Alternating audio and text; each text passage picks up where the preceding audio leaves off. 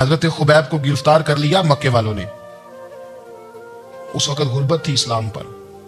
مکے میں سارے لوگ اکٹھے ہو گئے اور چوک میں پھانسی دینے لگے حضرت خبیب کو. کہنا آسان ہے، کرنا بڑا مشکل ہے. بندہ جیل میں الجھ جائے تو میں نے بڑے بڑے سیانے لوگ معافیا مانگتے دیکھے، بڑے بڑے لوگ کہتے دیکھے ہیں کہ یہ کام بڑا. کہہ دے تنہائی بذات خود ایک مصیبت ہے. آپ کو اکیلا رہنا پڑ جائے نا، یہ لاک ڈاؤن ہوا ہے تو لوگ نفسیاتی مریض بن گئے. اکیلے رہنا، تنہا رہنا کوئی چھوٹا کام ہے. حضرت خبیب اکیلے اور مکے کا دور اور چاروں جانب کافر، اور چوک میں جب پھانسی پہ لٹکایا جانے لگا تو ابو سفیان بولے اور بول کے کہنے لگے یار بندہ کوئی کام کر کے بڑا پچھتاتا بھی ہے کہ یار نتیجہ کیا نکلا. تو معاذ اللہ آپ کا بھی نتیجہ تو پھانسی ہے. تو آپ کا کیا خیال ہے؟ یہ آپ یقین کریں کہ لوگ صحیح ساتھ چلتے ہیں، تھوڑی سی دشواری اٹھانی پڑ جائے تو کہتے ہیں میں گاڑی ٹھیک تھا، پر انہی پتھروں پہ چل کے اگر آ سکو تو آؤ. میرے گھر کے راستے میں کوئی کہکشاں نہیں ہے. لوگ نا میٹھا میٹھا کھانا چاہتے ہیں، تھوڑا کڑوا آ جائے تو مصیبت بن جاتی ہے. کہتے ہیں سارے فلانے سے پیار کریں گے تو میں کروں گا، سارے مخالفت بھی کریں گے تو ہم انشاءاللہ پیار ہی کریں گے. یہ کیا بات ہوئی کہ ہم زمانے کا رنگ دیکھ کے چلیں گے؟ اب بعض لوگ پچھتا رہے ہوتے ہیں. حضرت خبیب سے کہا، ابو سفیان نے ابھی کلمہ نہیں پڑھتے تھے، کہنے لگے تو اس وقت پھانسی پہ لٹک رہا ہے اور تیرے نبی مدینے میں اور آرام میں، اور ان کے صحابہ آرام میں، اہل بیت گھر میں. تیرے ذہن میں اگر اس وقت یہ بات ہو کہ اس وقت تیری جگہ پہ وہ ہوتے معاذ اللہ، تو پھر کیا ہوتا؟ مجمع غیروں کا، علاقہ غیروں کا. یہ ٹائم آیا تھا اب نعرہ رسالت لگانے کا. اب ٹائم آیا حضرت خبیب نے نعرہ رسالت لگانا ہے، پر لگانا کس طرح ہے کہ کافر یاد رکھیں. حضرت خبیب سے کہنے لگے اگر تیری جگہ حضور ہوتے تو پھر تیرا کیا خیال ہے معاذ اللہ. تو حضرت خبیب کہنے لگے تم ابھی بھی نہیں سمجھے. ٹھیک ہے میں مکے میں اکیلا ہوں، سارے لوگ مدینے میں ہیں، پر میں پچھتا نہیں رہا، میں تو فخر کر رہا ہوں. میں فخر کر رہا ہوں اس لیے کہ چوری کر کے جان نہیں دے رہا، مدینے والے کی عزت پہ جان دے رہا ہوں. میں فخر کر رہا ہوں. فرمایا سن، تو کہتے ہیں تیری جگہ حضور ہوتے اور تم انہیں یہاں معاذ اللہ پھانسی پہ لٹکاتے. فرمایا سن، میں تو یہ بھی پسند نہیں کرتا کہ میں گھر میں بیٹھا ہوں اور میرے نبی کو ہلکا سا کانٹا بھی چبھ جائے. ہمارا اپنے نبی سے محبت کا رشتہ ہے. ایک کانٹا بھی حضور کی قدم مبارک میں چبھے ہمیں برداشت. مجمع ان کا تھا، نعرے لگ رہے تھے، ہم نے مسلمان پکڑ لیا. لیکن حضرت خبیب نے اکیلے، اللہ کرے آپ کو میری بات کی سمجھ آئے، اللہ کرے آپ کو سمجھ آئے، اکیلے جب پھانسی کے تختے کے قریب نعرہ لگایا نا کہ میں تو کانٹا بھی نہیں چبھنے دوں گا اپنے نبی کو. اب سارے ہار گئے. اب اس ایک جملے نے نا ان کو شکست خوردہ کر دی. اب بول کچھ نہیں سکتے تھے، گردنیں جھک گئی. اور جب سناٹا چھایا تو ابو سفیان ساتھ والے سے کہنے لگا باقی ساری باتیں اپنی جگہ پر ہیں، پر اصحاب محمد سے پیار تو بڑا ہی کرتے ہیں نا. اور وہ کچا رنگ للاری والا جڑا چڑھدا تے لیندا رہندا، اے عشق تیرے دا رنگ محمد چڑھ جائے پھر نہیں لیندا. کہا یار پیار تو یہ کرتے ہیں نا، اس میں کوئی شک والی بات. اس پیار سے کافر ڈرتا ہے. نبی پاک کے ساتھ جذباتی وابستگی، حضور کے ساتھ غلاموں کا جذباتی رشتہ، اور نبی پاک صلی اللہ تعالی علیہ وسلم کی آمد پر تشکر کے جذبات.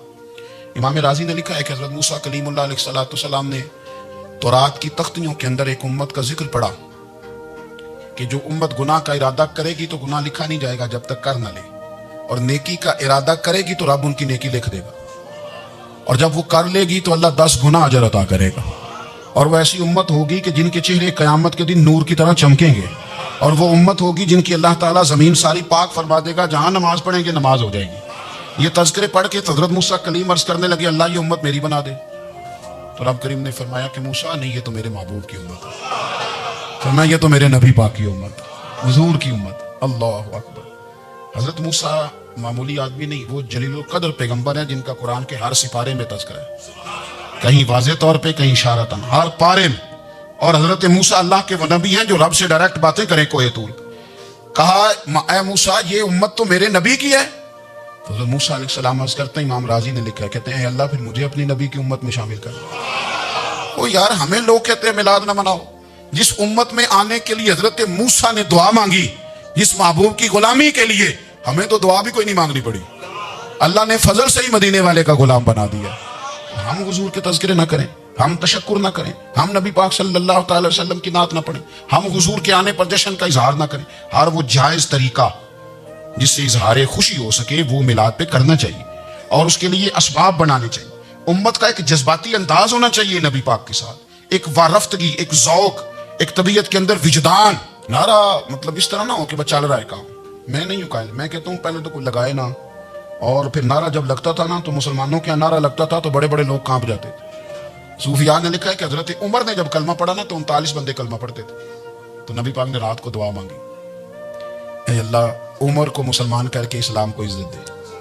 हजरत उमर सवेरे आ गए, मुझमें वो तफसील में नहीं जाता, बात लंबी। हजरत उमर जब आए ना और उन्होंने आते जब कहा ना कि मैं कलमा पढ़ने आया, तो हुजूर इतने राजी हुए कि नबी पाक ने कहा अल्लाह अकबर, तो सहाबा ने नारे लगाए अल्लाह अकबर अल्लाह अकबर। यानी 40 लोग मुसलमान हुए तो नारे लगे। हमारे सूफिया कहते हैं हजरत उमर के आने पर जब नारे लगे तो बताओ कि वो तो नारे तकबीर लगा, नारे रिसालत क्यों नहीं लगा? तो कहते हैं गोया हमें हुजूर ने ये समझाया है, हुजूर के इशारों ने समझाया है कि मैं अब अपने नारे खुद तो नहीं ना लगाऊंगा, मैंने तो अल्लाह अकबर कह दिया, उमर आ गया है, मेरे नारे लगाता रहेगा। वो नारे लगेंगे। हजरत उमर ने पहले दिन ही कहा कि हुजूर आप सच्चे रसूल हैं तो छुप छुप के नमाज क्यों पढ़े? शुरू हो गए नारे, हुजूर आप सच्चे हैं तो छुप छुप के नमाज का क्या माना हो? तो हुजूर ने फरमाया तेरा क्या इरादा है? हुजूर सारे नहीं, एक मैं एक अमीर हमजा, एक लाइन के आगे वो लग जाए, एक के आगे मैं लग जाऊं, और बाकी मुसलमान जितने हैं कुल 40 थे, पीछे 18 19 बचेंगे, तो एक लाइन में वो हो जाए, एक में आगे, एक में अमीर हमजा हो, एक में मैं हूं, तो देख लेते हैं ये हमें नमाज कैसे नहीं पढ़ने देते। हाँ देख लेते हैं, आए ना मैदान में, इधर आ सितमगर हुनर आजमाए, तो तीर आजमा हम जिगर आजमाए, और गुलामाने मोहम्मद जान देने से नहीं डरते, ये सर कट जाए यहाँ रह जाए कुछ परवाह नहीं करते। फरमाया भी पता चल जाता है ना, एक लाइन में हजरत अमीर हमजा हो गए, एक में हजरत उमर हो गए। पहले ये मारते थे, जो हरम शरीफ में मुसलमानों के तरीके पे नमाज पढ़ता था, ये जुलूसों की बड़ी बरकत है, अंदर बैठे रहे ना चुप करके, निकल जाए तो पता कुछ भी नहीं चलता। जब निकलते हैं ना लोग कहते हैं जुलूस क्या माना है, तो मैं बताता हूँ ना जुलूस का माना क्या है।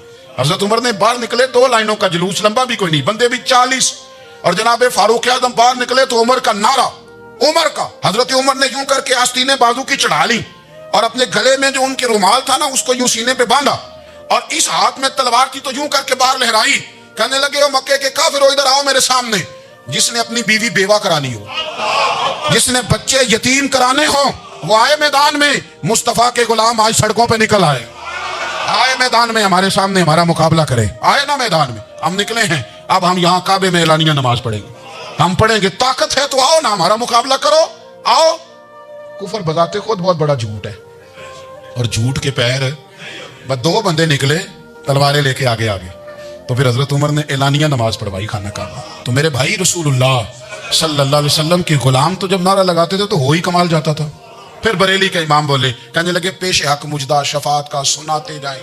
हुजूर क़यामत के दिन आगे आगे ना, हमारे आगे आगे खुशखबरी देंगे, कहेंगे तुम फिक्र ना करो, आ जाओ मैं तुम्हें बख्शवाता हूं, मैं तुम्हारी सिफारिश, आ जाओ पीछे पीछे। हुजूर न पेश हक मुजदा शफात का सुनाते जाएंगे। यकीन करें बरेली के इमाम को भी बड़ा ही रंग आता है बयान करने का।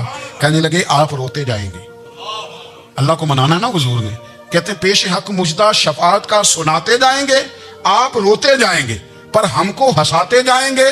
बाग जन्नत में मुहम्मद मुस्कुराते जाएंगे, फूल रहमत के गिरेंगे हम उठाते जाएंगे, और हश्र में होगा हमारा दाखिला इस शान से, हम या रसूल अल्लाह का नारा लगाते जाएंगे, हम या रसूल अल्लाह का नारा। इमाम राजी कहते हैं हुजूर ने एक रुका पकड़ा छोटा सा, एक बंदे को लोग दोजख में लेके जा रहे हैं। अच्छा मुझे एक बात बताओ, फैसला पहले हो गया है, अल्लाह के सामने हुआ है, और फैसला हो गया और तय हो गया कि दोजख में जाना है। वो करीब पहुंच गए दोजख के, तो हुजूर ने देख लिया, और बताया किसने? हजरत आदम ने। हजरत आदम कहने लगे हुजूर वो आपके गुलाम को दोजख में ले जा रहे। नबी पाक आगे गए, क्या पढ़ते हैं हमारे भाई? हुजूर ने मुझे उनसे छुड़ा के छोड़ दिया। नबी पाक सल्लल्लाहु अलैहि वसल्लम आगे गए, इधर आओ, कहां लेके जा रहे हो? अल्लाह के सामने फैसला हुआ है ना, फरिश्तों ने किया है ना, फरिश्ते को किसी से बदध्यानती तो नहीं ना करते, फरिश्तों ने जो किया ठीक किया है ना, क्यों लेके जा रहे हो? सोनिया गुनाह ज्यादा है, नेकियां थोड़ी हैं। फरमाया मेरे सामने तोलो। किसी फरिश्ते ने नहीं कहा कि सोने हम माज़अल्लाह हमको बेईमान है, हमारी कोई से जिद चल साडा को बनना सान जाए दे नाल, भाई मेरा मतलब है सही तोला है, फैसला है, और मैं दोबारा तोलो। गोया रब भी फरमाता है जैसे मेरा महबूब कहता है वैसे ही कर, और कोई नहीं दोबारा तोल लो, कोई अर्ज नहीं, तोलो ना दोबारा। फरिश्ते दोबारा आएंगे, उन्होंने दोबारा तोला, एक पलड़े में नेकियां एक पलड़े में गुनाह। अब वो गुनाह फिर ज्यादा निकले तो नबी पाक ने ना जेब से इतना सा रुका निकाला, रुके का भी कोई वजन होता है, वो हुजूर ने नेकियों के पलड़े में रख दिया, नेकियां बढ़ गई, फरिश्ते भी चुप कर गए। चलो भाई जन्नत में।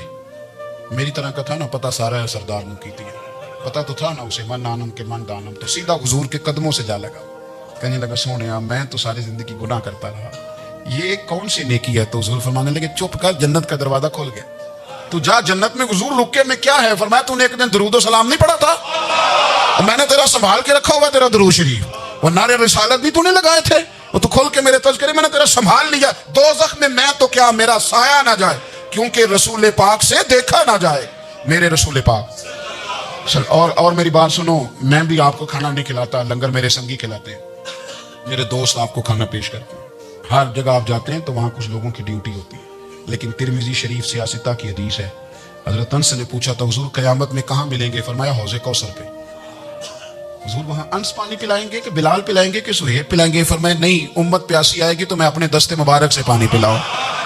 حضور وہاں نہ ملے تو فرمایا پل صراط پہ آنا، امت گزرے گی تو میں رب سلیم کی دعائیں کروں گا۔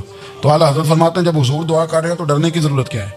خدا کی رضا چاہتے ہیں دو عالم، خدا چاہتا ہے رضائے محمد، رضا اب پل سے وجد کرتے گزری کہ ہے رب سلم دعائے محمد صلی اللہ ہو۔ حضور وہاں ملاقات نہ ہوئی تو پھر اس حدیث کو بھی یہ حدیث مضبوط کر دے گی۔